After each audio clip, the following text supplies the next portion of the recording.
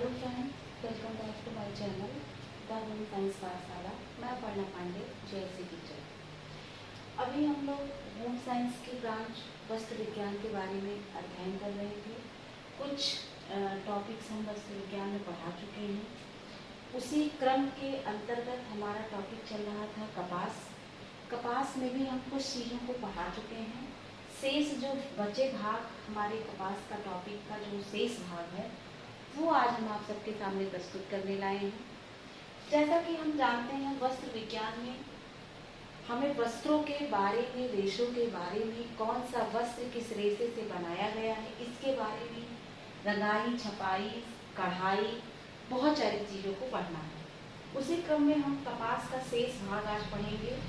इसके पहले हम कपास की खेती के बारे में बता चुके हैं और चीज़ों के बारे में बता चुके हैं। शेष चीज़ें अब बची हैं जो वो है कपास की विशेषताएं। तो कपास की विशेषताओं को दो वर्गों में विभाजित किया गया है। पहली विशेषता है भौतिक विशेषता और दूसरी विशेषता है रासायनिक विशेषता। किसी भी चीज़ का, किसी भी टॉपिक का, किसी भी चीज़ का अगर हम विशेषता पढ़ते हैं तो हमें दो चीज़ों को पढ़ने की आवश्यकता पड़ती है। एक, उस चीज़ की भौतिक विशेषता क्या है, दूसरी उस चीज़ की रासायनिक विशेषता क्या है। उसी तरह से कपास की जो विशेषताएं हैं दो वर्गों में विभाजित है। पहली भौतिक विशेषता, दूसरी रासायनिक विशेषता। अब भौतिक विशेषता एक एक करके हम सबके बारे में पढ़ेंगे। अब सबसे पहले हम भौतिक विशेषता को डिफाइन कर रहे हैं। उसके अंतर्गत हमारा सबसे पहला टॉपिक है संगठन। किसी भी चीज को बनाने में क्या क्या लगा है या किन किन चीजों से, किन किन कंपोनेंट से मिलकर क्या बना है, उसी को संगठन कहते हैं। कपास का जो संगठन है वो है सेल्यूलोज। मतलब सेल्यूलोज अहम भूमिका निभा रहा है कपास के रेशे में। सेल्यूलोज, इसका फार्मूला क्या है, ये क्वेश्चन आता है। कपास का सूत्र पूछ लेता है या फार्मूला पूछ लेता है। C6H10 C5 IN, ये कपास का फार्मूला होता है। कपास के रेशे में अगर सेल्यूलोज की मात्रा पूछी जाए तो कपास के रेशे में सेल्यूलोज की मात्रा 40 से 90% होता है। ये आपका एक ऑब्जेक्टिव क्वेश्चन बहुत अच्छा बना हुआ है। जैसे क्वेश्चन पूछ ले, कपास के रेशे में सेल्यूलोज की मात्रा पाई जाती है। कपास के रेशे में सेल्यूलोज की मात्रा पाई जाती है। तो हम कितना लिखेंगे, ऑप्शन आ गया 40 से 90, 50 से 90, 60 से 80, 70 से 90 ETC, कुछ भी चार ऑप्शन दे सकता है। तो हमारा क्वेश्चन का आंसर होगा, क्वेश्चन है हमारा कपास के रेशे में सेल्यूलोज पाई जाती है, मतलब कितने प्रतिशत पाई जाती है, तो 40 से 90% तक कपास के रेशे में सेल्यूलोज की मात्रा होती है। इसके आगे क्या है, 5 से 8% जल की मात्रा कितनी है। कपास का जो हमारा रेशा है उसमें सेल्यूलोज की मात्रा कितनी मिल रही है, 40 से 90%, और 5 से 8% जल की मात्रा है। इसके बाद कुछ प्राकृतिक अशुद्धियां हैं। शेष जो है क्या है, कुछ प्राकृतिक अशुद्धियां हैं। और कपास के रेशों में मोम की एक तह होती है। मोम मतलब वैक्स, एक तह होती है। ये क्या करता है, मोम के रेशों की जो तह, मोम जो मतलब मोम, कपास के रेशे में जो मोम की तह होती है वो क्या करता है, कपास के जो रेशे हैं कच्ची अवस्था में उन्हें गलने से बचाता है। उन्हें क्या करता है, गलने से बचाता है तथा आपस में सटने की सहायता प्रदान करता है। किसको आपस में सटने की सहायता प्रदान करता है, कपास के रेशे आपस में सट जाएं, ये सहायता क्या कौन प्रदान करता है, मोम। अर्थात कपास का जो रेशा है उसका अभी हम भौतिक विशेषताएं पढ़ रहे हैं। भौतिक विशेषताओं में हम पढ़े संगठन। संगठन में सबसे पहले हम क्या देख रहे हैं, कपास के रेशे में सेल्यूलोज की मात्रा सर्वाधिक पाई जाती है। कितनी पाई जाती है, 40 से 90%। और इसका फार्मूला क्या है, C6H10C5N। कितना क्या है? C6H10C5N। ये क्या है? कपास के रेशे का या कपास का फार्मूला है।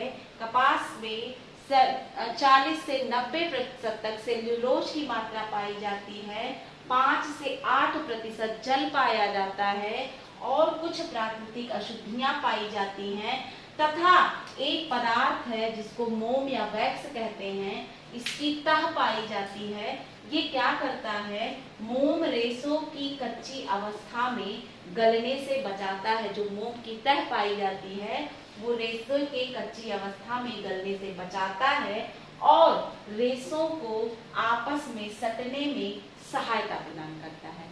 आई होप कि आप लोगों को कपास के संगठन के बारे में अच्छी तरह से समझ में आ गया होगा। अब हम भौतिक विशेषता के नेक्स्ट टॉपिक पे चलते हैं, रेशों की लंबाई एवं व्यास। तो कपास का रेशा सब प्राकृतिक रेशों में सबसे छोटा रेशा माना जाता है। प्राकृतिक रेशों में अभी आप लोग जब इसके पहले हम टॉपिक पढ़ाए थे रेशों का वर्गीकरण, क्लासिफिकेशन ऑफ फाइबर, तो उसमें हमारा प्राकृतिक रेशा था। कपास जो हमारा प्राकृतिक रेशे में आता है। अगर इससे और डीप पूछा जाए तो प्राकृतिक रेशे में कैसा रेशा है? वानस्पतिक रेशा है। और इसके डीप अगर पूछा जाए तो कपास का रेशा बीज वाला रेशा है, अर्थात इससे कई क्वेश्चन निकल के आ रहे हैं। कपास का रेशा, पहला क्वेश्चन ऑब्जेक्टिव क्वेश्चन हमारा हो गया, कपास का रेशा कैसा रेशा है? तो वो प्राकृतिक रेशा है। दूसरा क्वेश्चन बन गया, प्राकृतिक रेशे में कैसा रेशा है? तो वानस्पतिक रेशा है। तीसरा क्वेश्चन हमारा बन गया, वानस्पतिक रेशे में भी कपास का रेशा तने वाला रेशा है कि पत्ती वाला रेशा है कि बीज वाला रेशा है? तो कपास का रेशा हमारा बीज वाला रेशा है। और चौथा क्वेश्चन बन गया, कपास का रेशा कैसा रेशा है? तो कपास का रेशा प्राकृतिक रेशों में सबसे छोटा रेशा है। प्राकृतिक रेशों में जितने रेशे होते हैं उसमें जो कपास का रेशा है वो छोटा रेशा होता है। मोस्टली प्राकृतिक रेशे छोटे होते हैं रेशम को छोड़ के। रेशम प्राकृतिक रेशा है लेकिन रेशम बहुत लंबा होता है, रेशम की लंबाई अधिक होती है। प्राकृतिक रेशे में भी रेशम कौन सा? जांतव रेशा है।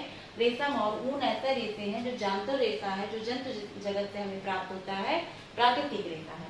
तो अब बात हम यहाँ कपास के लंबाई की और व्यास की कर रहे हैं। तो कपास के रेशे की लंबाई 1 इंच से 2.5 इंच तक होती है तथा सबसे छोटा प्राकृतिक रेशा कहा जाता है।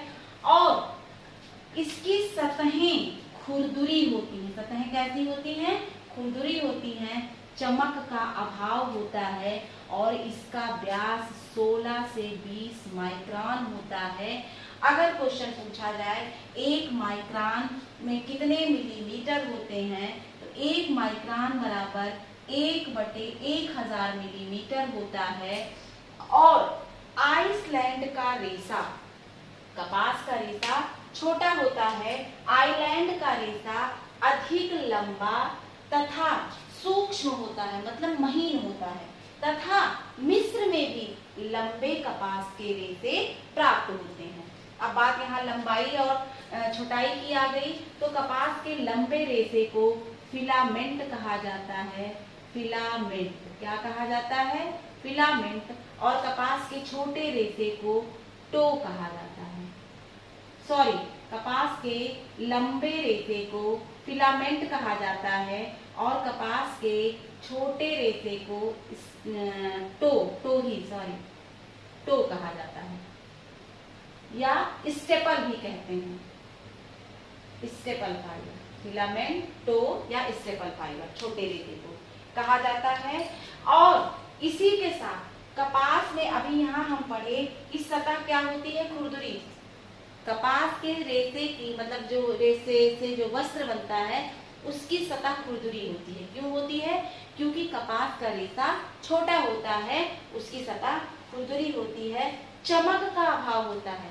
कपास के रेशे में चमक का अभाव होता है, लेकिन जो ब्लीच्ड मर्सराइज्ड जो कपास होता है उसमें चमक का अभाव नहीं होता है।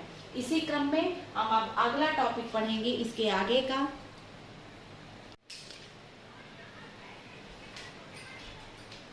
नेक्स्ट बात आता है, नेक्स्ट टॉपिक भौतिक विशेषता में आती है रंग एवं चमक।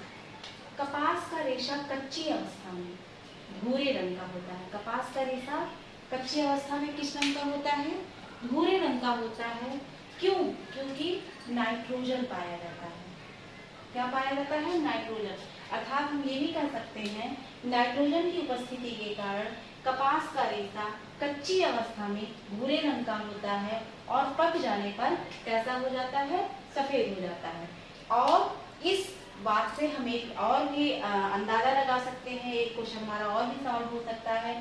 सपोज दैट क्वेश्चन आ जाए कि कपास का रेशा कच्ची अवस्था में किस रंग का होता है, तो किस रंग का होता है दोस्तों? भूरे रंग का होता है।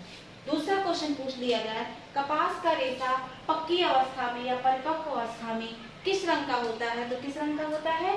सफेद रंग का होता है।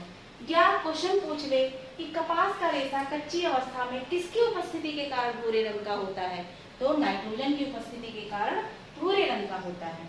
अगला, प्राकृतिक रेशों में कपास का रेशा सफेद होता है। जितने भी प्राकृतिक रेशे हैं उन सभी प्राकृतिक रेशों में कपास का एक ऐसा रेशा है जो सबसे अधिक सफेद होता है। लेकिन बार बार धूप के संपर्क में आने पर, बार बार धूप के संपर्क में, प्रकाश के संपर्क में आने पर रेशे क्या हो जाते हैं? पीले पड़ जाते हैं। क्या हो जाते हैं? पीले पड़ जाते हैं। माफ करिएगा दोस्तों, मैं बहुत शॉर्टकट में लिखा है लेकिन हम उसको एक्सप्लेन कर रहे हैं। शॉर्टकट में हमने इतने बड़े पैराग्राफ को छोटा बनाया है आप लोगों की सुविधा के लिए, क्योंकि मेन पैराग्राफ्स तो बड़े हैं लेकिन मेन हमारे टॉपिक, मेन हमारे पॉइंट, क्वेश्चन को हमने टॉपिक लिखा है लेकिन हमने इसको क्वेश्चन बिहाफ पे कर दिया है, क्वेश्चन बेस कर दिया है, छोटा सा क्वेश्चन बना दिया है। आपके पैराग्राफ को ही, हेडिंग को ही हमने क्वेश्चन फॉर्म में ला दिया है। हम अभी टॉपिक पढ़ रहे थे रंग एवं चमक। तो कपास के रेशे जब कच्ची अवस्था में होते हैं तो नाइट्रोजन की उपस्थिति के कारण भूरे रंग के होते हैं और जब वो पक जाते हैं, परिपक्व अवस्था में हो जाते हैं तो सफेद रंग का हो जाता है। और प्राकृतिक रेशों में, अर्थात जितने हमारे प्राकृतिक रेशे हैं उनमें सबसे अधिक अगर कहा जाए तो कपास का रेशा सफेद होता है। बार बार धूप के, प्रकाश के, इन सब चीजों के संपर्क में आने पर कपास का रेशा पीला पड़ जाता है। आई होप कि आप लोगों को कपास के रंग एवं चमक के बारे में अच्छी तरह से समझ आ गई होगी। अब हमारा दूसरा टॉपिक है ताप संवाहकता। ताप संवाहकता, तो कपास का रेशा ताप के अच्छे संवाहक होते हैं। इसी कारण से, अच्छे और गर्मी लिख के आप कंफ्यूज मत होइएगा, ये शॉर्टकट में लिखे हैं, इसको हम एक्सप्लेन कर रहे हैं आप लोगों को। ताप संवाहकता, कपास के रेशे में ताप संवाहकता का गुण अच्छी मात्रा में या अच्छा अधिक पाया जाता है। यही कारण है कि गर्मी के मौसम में कपास के रेशों से बने वस्त्रों को ज्यादा प्रेफर किया जाता है। दूसरा है प्रकाश का प्रभाव। प्रकाश का प्रभाव, तो लगातार सूर्य के प्रकाश में वस्त्र क्या हो जाते हैं? कमजोर हो जाते हैं, निर्बल हो जाते हैं तथा पीले हो जाते हैं। प्रकाश का प्रभाव भी पड़ता है कपास के रेशों पर या कपास के रेशों से बने वस्त्रों पर। कब पड़ता है? जब हम उस रेशे को लगातार सूर्य के प्रकाश में रखें, संपर्क में रखें, तो क्या प्रभाव पड़ेगा? पहला प्रभाव तो ये पड़ेगा, वस्त्र क्या हो जाएंगे? कमजोर हो जाएंगे, निर्बल हो जाएंगे तथा अगर सफेद कलर रहेगा तो पीला पड़ जाएगा और अगर रंगीन कलर का कपास का वस्त्र है तो कलर हल्के हो जाएंगे, डिसकलर हो जाएंगे, फेड हो जाएगा कलर। अभी जब आप वस्त्र विज्ञान में ही फैशन के बारे में पढ़ेंगे तो वहाँ पे ये सब सारे शब्द आएंगे। फेड क्या है, तो इस तरह से शब्द आएंगे। हल्के होने, तो रंगीन वस्त्र क्या हो जाएगा? हल्का हो जाएगा। आई होप कि आप लोगों को भौतिक विशेषताएं बहुत अच्छे से समझ में आ रही होंगी। दोस्तों, आप वृंदा सिंह की किताब अगर आपके पास होगी तो आप मेरे बताए गए टॉपिक्स को वृंदा सिंह मैम की किताब से रिवीजन भी कर सकते हैं, अपना खुद का नोट्स भी बना सकते हैं और हमारे द्वारा बताए गए टॉपिक्स का नोट्स आप बहुत अच्छे से बना सकते हैं। 100% आपका अगर इस टॉपिक से क्वेश्चन आएगा तो 100% मेरे बताए गए टॉपिक से क्वेश्चन जरूर फंसेगा। अगर आएगा तो जरूर यहाँ से आएगा, 100% आएगा।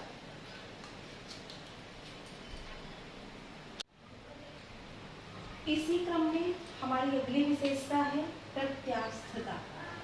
प्रत्यास्थता का अभाव होता है। कपास के रेशे में प्रत्यास्थता के गुण का पूर्णतः अभाव होता है। खींच कर फैला नहीं सकते हैं। प्रत्यास्थता के गुण के अभाव के कारण ही हम इसके रेशे को खींच कर फैला नहीं सकते हैं और इसी कारण इसमें क्या होती है, सलवटें पड़ जाती हैं। अर्थात देखे होंगे आप लोग, कपास के जो वस्त्र होते हैं वो सिकुड़ जाते हैं। किस कारण से? प्रत्यास्था का अभाव होता है। प्रत्यास्था का अभाव होने के कारण हम खींचकर इसके वस्त्रों को फैला नहीं सकते हैं, मतलब रेशों को नहीं फैला सकते हैं, वस्त्रों को नहीं फैला सकते, और इसी कारण से इसमें प्रत्यास्था के गुण के अभाव के कारण ही इसमें सलवटें पड़ जाती हैं। अब बात आती है मजबूती एवं दृढ़ता की। तो कपास का रेशा छोटा होने के बावजूद भी काफी मजबूत होता है और रेशों की अपेक्षा काफी मजबूत होता है। और इसकी एक खास विशेषता है, गीली अवस्था में कपास का रेशा 30% तक मजबूत हो जाता है। अर्थात गीली अवस्था में कपास के रेशे की मजबूती 30% तक अधिक बढ़ जाती है, अधिक बढ़ जाती है। ये आपका बहुविकल्पीय क्वेश्चन है, आया हुआ क्वेश्चन है कि कपास के रेशे गीली अवस्था में कपास के रेशे की मजबूती गीली अवस्था में कितने प्रतिशत तक बढ़ जाती है? 30%, 40%, 70%, 80%। तो कपास के रेशे की मजबूती गीली अवस्था में 30% तक अधिक हो जाती है। अगला पॉइंट है हमारा प्रतिस्कंदता। तो प्रतिस्कंदता का भी पूर्णता अभाव होता है। कपास के रेशे में प्रत्यास्थता, प्रतिस्कंदता, इन दोनों गुणों का पूर्णतया अभाव होता है। मजबूती की बात देखा जाए तो प्राकृतिक रेशों में छोटा रेशा होने के बावजूद भी कपास का रेशा बहुत मजबूत होता है। कपास के रेशे से बने वस्त्र बहुत मजबूत, टिकाऊ होते हैं। उनको किसी भी तरह से धोया जाए, रगड़ा जाए, उस पर कोई प्रभाव नहीं पड़ता है। गीली अवस्था में कपास के रेशे की मजबूती 30% अधिक हो जाती है। अब बात हम करते हैं विविधीय स्थायित्व का। तो इसका गुण पाया जाता है। कपास के रेशे में विविधीय स्थायित्व का गुण पाया जाता है और यही एक कंपैरेटिव अध्ययन कर लेते हैं, तुलनात्मक अध्ययन कर लेते हैं। ऊन का जो रेशा होता है उसमें विमितीय स्थायित्व के गुण का पूर्णतया अभाव होता है। विमितीय स्थायित्व के कारण रेशे ना सिकुड़ते हैं और ना ही विस्तारित होते हैं, फैलते हैं। ना सिकुड़ते हैं, ना फैलते हैं। किसके कारण से? विमितीय स्थायित्व के कारण से कपास के रेशे ना तो सिकुड़ते हैं, ना तो फैलते हैं। अर्थात हम कह सकते हैं कपास के रेशे में विमितीय स्थायित्व का गुण पाया जाता है और ऊन के रेशे में विमितीय स्थायित्व के गुण का पूर्णतया अभाव होता है। अभी हम क्या पढ़ रहे हैं? भौतिक विशेषता। किसकी भौतिक विशेषता? कपास के रेशे की भौतिक। तो अब बात आती है भौतिक विशेषता के अंतर्गत ही रगड़ का प्रभाव।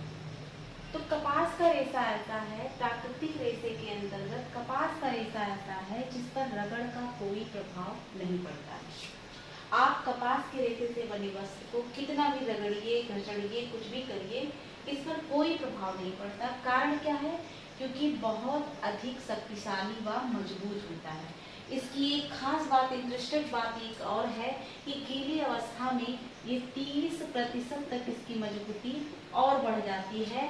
किसकी मजबूती? कपास के रेशे से बने वस्त्र की या कपास के रेशे की गीली अवस्था में 30% तक मजबूती और बढ़ जाती है।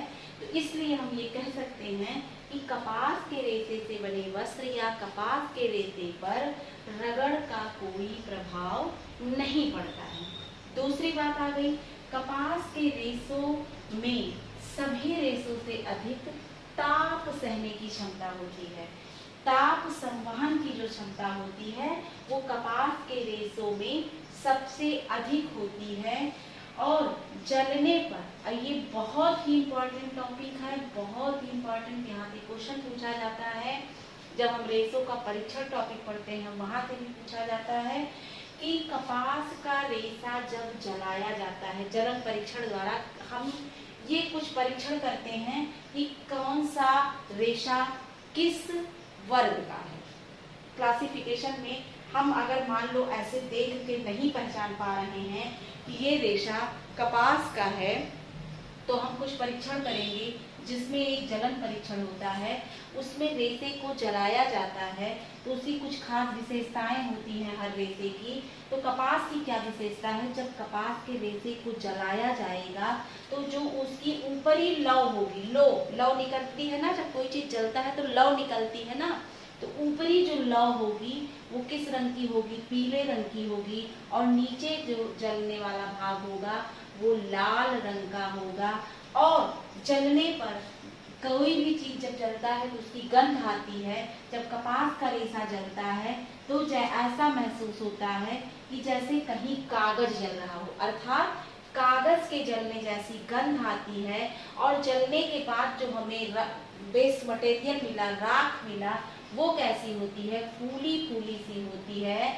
राख क्या होती है, फूली फूली सी होती है, धूसर अर्थात ग्रे कलर की होती है। राख का कलर क्या होता है, ग्रे कलर होता है, धूसर ग्रे कलर की राख हमको प्राप्त होती है। दोस्तों एक बार इस बात को और समझ लीजिए, जब कपास के रेशे का परीक्षण किया जाता है, जलन परीक्षण किया जाता है, जला के परीक्षण किया जाता है, ये जानने के लिए कि ये रेशा किस रेशे, मतलब जो हमें वस्त्र मिला है या जो ये रेशा हम लिए हैं ये किसका रेशा है, कपास का है, ऊन का है, लिनन का है। जब हम जला के परीक्षण करते हैं तो अगर ये सारी चीजें दिख रही हैं, कौन कौन सी चीजें, पहला कपास का रेशा जलाने पर उसका ऊपरी लौ पीले रंग का हो और नीचे की लौ जो है, नीचे का भाग जो है लाल रंग का है, इट मीन्स ये कपास का रेशा है। दूसरी क्वालिटी क्या हो, कपास के रेशे को जलाने पर अगर कागज की तरह, कागज जलने जैसी गंध आ रही है तो इट मीन्स ये कपास का रेशा है। तीसरी बात क्या है, कपास का रेशा जल जाने पर या जो हम रेशा जला रहे थे उसके जल जाने पर जो हमें राख मिल रही है वो फूली फूली सी हो, धूसर हो, ग्रे कलर की हो, तो इट मीन्स कि ये किसका रेशा है, कपास का रेशा है। ये सारी क्वालिटी जलाने पर जो मिल रही है वो कपास के रेशे की मिल रही है। आई होप कि आप लोग समझ गए होंगे। प्लीज इसे आप नोट डाउन कर लीजिए, लर्न कर लीजिए, बहुत ही इंपॉर्टेंट टॉपिक है। इसके बाद बात आती है कि क्या कपास से बने हुए वस्त्र कीटों से प्रभावित होते हैं, तो नहीं, कपास से बना हुआ वस्त्र कीटों से प्रभावित नहीं होता है, परंतु फफूंदी से प्रभावित होता है। अगर कपास का रेशा सीलन युक्त स्थान पर रख दिया जाए तो उसमें फफूंद लग जाते हैं, अर्थात हम ये कह सकते हैं कि कपास का रेशा कीटों से तो प्रभावित नहीं होता लेकिन फफूंदी से प्रभावित होता है। फफूंद का प्रभाव कपास के रेशे पर पड़ता है। दूसरी बात, अच्छी विद्युत संवाहकता की बात जहाँ आती है तो कपास का रेशा अच्छे विद्युत संवाहक होते हैं। कपास का रेशा कैसा होता है, अच्छे विद्युत संवाहक होते हैं। बात आर्द्रता प्रतिधारण क्षमता की अगर आती है तो कपास के रेशे की आर्द्रता प्रतिधारण क्षमता 7 से 8% होती है, जो लिनन की अपेक्षा ज्यादा होती है। यही कारण है कि अगर कपास और लिनन का वस्त्र एक साथ धोकर सुखाया जाए तो लिनन की वस्त्र कपास के वस्त्र की अपेक्षा जल्दी सूख जाएगा और कपास का वस्त्र लिनन की अपेक्षा देर में सूखेगा। कारण क्या है, क्योंकि इसकी आर्द्रता प्रतिधारण क्षमता 7 से 8% होती है।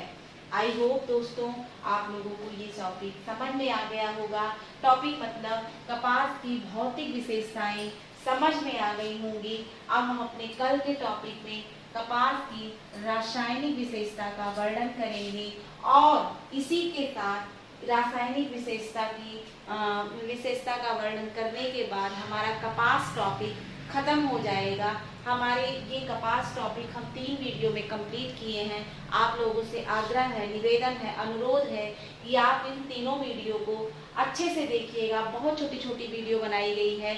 बहुत आप अगर चाहेंगे तो तीनों वीडियो आधे घंटे में या पौने घंटे में फिनिश कर सकते हैं। और मेरा एक रिक्वेस्ट है, मेरा एक निवेदन है, as a friend, as a teacher, जो भी आप समझें, कि आप उन टॉपिक्स को जब भी आप पढ़ें तो नोटबुक लेके बैठें और मेरे द्वारा बताए गए सारी चीज़ों को नोट डाउन करके खुद का नोटबुक बनाएं, खुद की नोट्स बनाएं।